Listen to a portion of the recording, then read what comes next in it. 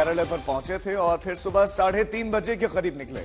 बैठक में पहली सूची पर मंथन हुआ और सूत्रों का कहना है कि 1-2 दिन में पहली सूची आ सकती है। अलग अलग राज्यों के नेताओं को लेकर इसमें चिंतन मंथन हुआ, जिसमें एमपी की सभी सीटों पर चर्चा हुई। मुख्यमंत्री मोहन यादव इस बैठक में थे। तेलंगाना के बारे में सूत्रों का कहना है कि 3 मौजूदा सांसदों जी किशन रेड्डी, बंडी संजय कुमार, अरविंद धर्मपुरी को फिर से टिकट मिल सकता है। वहीं राजस्थान को लेकर बैठक में सीएम भजन लाल, वसुंधरा राजे और सतीश पूनिया थे। वहीं असम पर तय हुआ कि 3 सीटें बीजेपी सहयोगियों को देगी। 2 सीटें असम गण परिषद को, जबकि 1 सीट एपीपीएल को मिलेगी।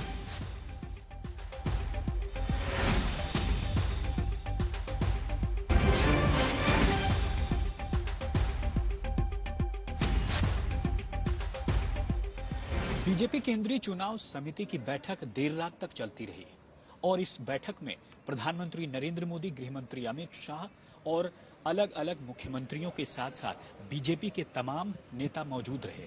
और सबसे खास बात यही है कि अलग अलग उन राज्यों की सीटों के बारे में चर्चा हुई जिनका प्रदर्शन पिछले लोकसभा चुनावों में कमतर रहा या फिर जो मानक है उसके अनुरूप नहीं रहा। यही वजह है कि अगर सब कुछ ठीक रहा तो 1-2 दिनों में सूत्रों का कहना है कि बीजेपी तकरीबन 100 से 150 नामों की लिस्ट को बाहर कर सकती है।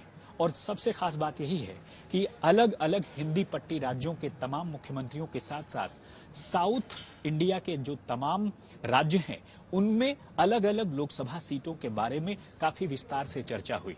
लेकिन खास बात यही है कि पूरे मसले को लगातार प्रधानमंत्री नरेंद्र मोदी, गृहमंत्री अमित शाह समेत जो जेपी नड्डा है, उन्होंने हर सीट पर बहुत विस्तृत तरीके से चर्चा की।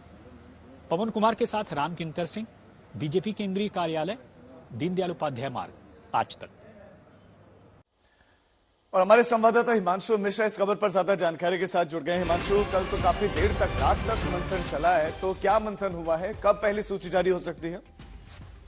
देखिए, मुझे लगता है कि अगले 2 से 3 दिनों के अंदर जो है भारतीय जनता पार्टी की पहली सूची जो है वो आ सकती है, जिसमें झारखंड, मध्य प्रदेश, उत्तर प्रदेश, असम, तेलंगाना, जम्मू कश्मीर के जो नाम है उनके नामों पर जो है वो घोषणा हो सकती है। और साथ ही साथ सबसे बड़ी बात यह है कि बीजेपी चाहती है कि 10 तारीख से पहले 250 से ज्यादा उम्मीदवारों के नामों की जो है वो घोषणा कर दी जाए, जिससे उम्मीदवार जो है अपने अपने लोकसभा क्षेत्रों में जाकर चुनाव प्रचार जो है वो शुरू कर दें।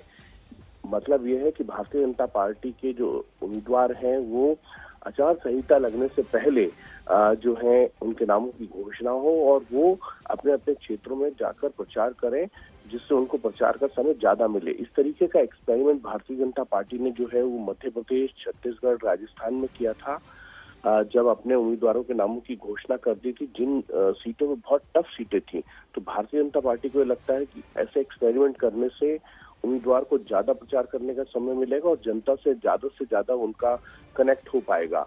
इसका फायदा चुनाव में मिलेगा, क्योंकि मध्य प्रदेश, छत्तीसगढ़, राजस्थान में बीजेपी के उम्मीदवारों को इसका फायदा मिला और बीजेपी ने इन तीनों स्टेट्स में जाके जो है वो अच्छी मेजोरिटी के साथ सरकार बनाई है। तो भारतीय जनता पार्टी की ये स्ट्रेटेजी जो है लोकसभा चुनाव में भी रहने वाली है।